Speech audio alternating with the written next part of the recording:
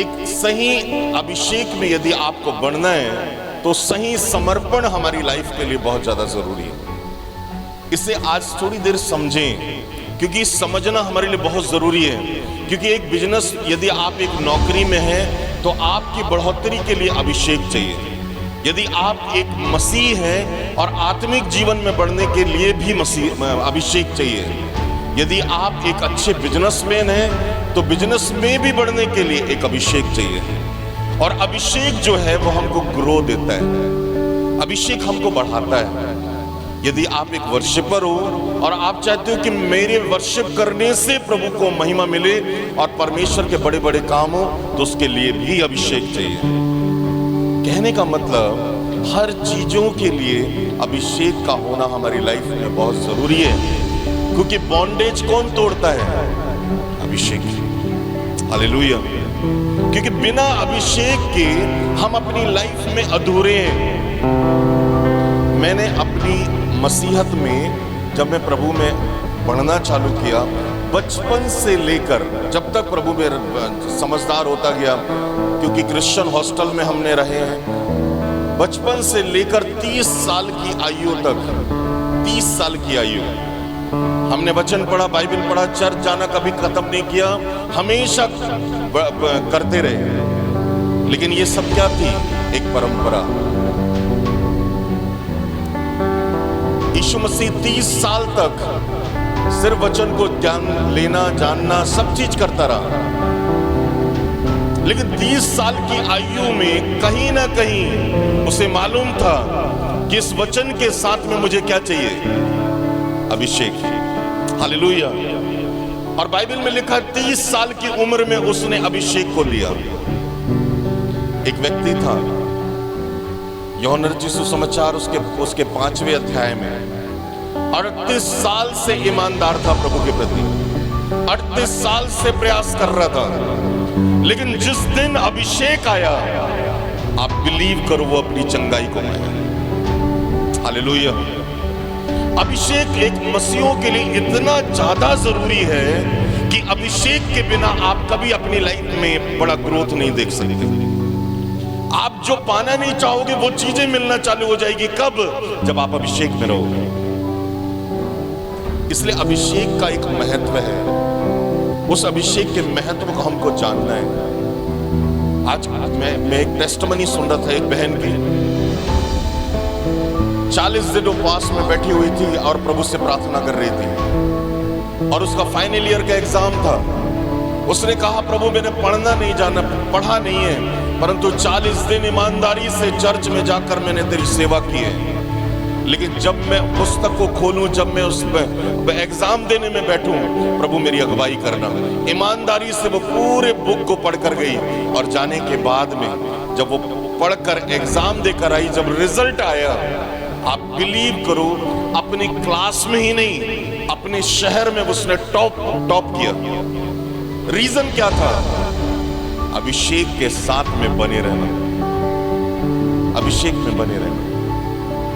अभिषेक याद रखना, अभिषेक आसानी से नहीं मिलता, अभिषेक के लिए कीमत चुकाना पड़ता है। इसलिए अभिषेक जो है हमारे पास में यदि है तो उसके लिए उसकी वैल्यू को हमको जानना है। और अभिषेक ही है जो हमको क्या करता है? बढ़ाता है।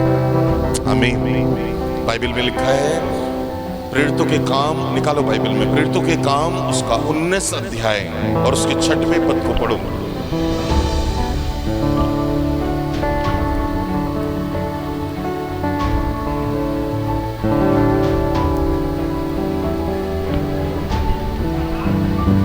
उसने उन पर हाथ रखे,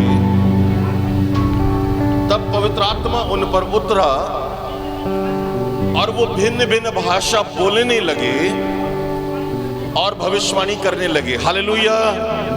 फिर यहां पर जो बात पौलुस के बारे में लिखी है कि यहां पर कुछ लोग ऐसे थे जो वचन को जानते थे, संगति में रहते थे, लेकिन उन पर हाथ नहीं रखा गया था और वो अभिषेक उन पर नहीं उतरा था, जिसके कारण से उन पर क्या आए? वरदान आए। आमीन। इसका मतलब है एक अभिषिक्त के हाथ रखने से वरदान क्या होते हैं? एक्टिवेट होते हैं। आमीन। क्या रखने से? हाथ रखने से। मैंने आपको पिछले हफ्ते बताया था कि एक आत्मिक व्यक्ति ही एक दूसरे व्यक्ति को आत्मिक बना सकता है, और आत्मिक बनने के लिए आपको उनके साथ में रहना पड़ेगा। वैसे ही एक अभिषिक्त व्यक्ति ही दूसरे को अभिषेक ट्रांसफर कर सकता है जब आप उनके साथ में कनेक्ट रहते हो। तो प्रश्न ये उठता है कि अभिषेक में बने रहना हमारे लिए क्यों जरूरी है? अभिषेक हमारी लाइफ में क्यों हमारी पोजीशन को चेंज करता है?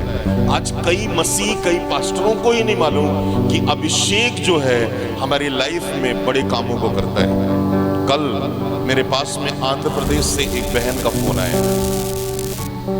कई दिनों से वो सेवकाई कर रही है, सेवकाई में है, प्रभु में बढ़ रही है, लेकिन उसने कहा ब्रदर मेरी फैमिली बहुत डिस्टर्ब है, मेरा पति मुझे छोड़कर चला गया, मेरे घर में बहुत दिक्कत है, मेरी स्पिरिचुअल लाइफ में बहुत दिक्कत है। मैंने उससे कहा बहन तुझे किसी चीज की जरूरत नहीं है, तुझे एक मेंटरशिप, एक अभिषेक की जरूरत है जो तुझे सिखाए और तुझे बढ़ाए, क्योंकि अधीनता जो होती है, विश्वास योग्यता जो होती है, वो तुझे बढ़ाएगा। उसने कहा ये क्या होता है? मुझे तुरंत प्रेरितों के काम 19 अध्याय के 2 पद याद आया। क्या लिखा देखो वहां पे?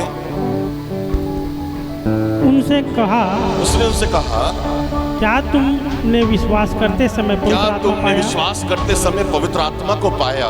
उन्होंने उससे कहा हमने तो पवित्र आत्मा की चर्चा भी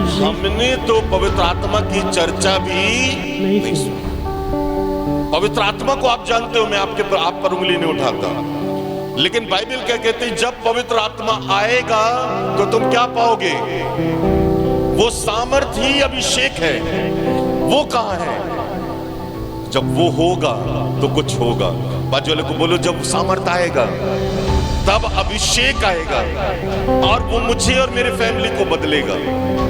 आमीन, हालेलुया। जब एक चरवाहा राजा बन सकता है अभिषेक पाकर, तो क्या हम नहीं बदलेंगे? हमने अभिषेक के लिए कीमत चुकाना हमको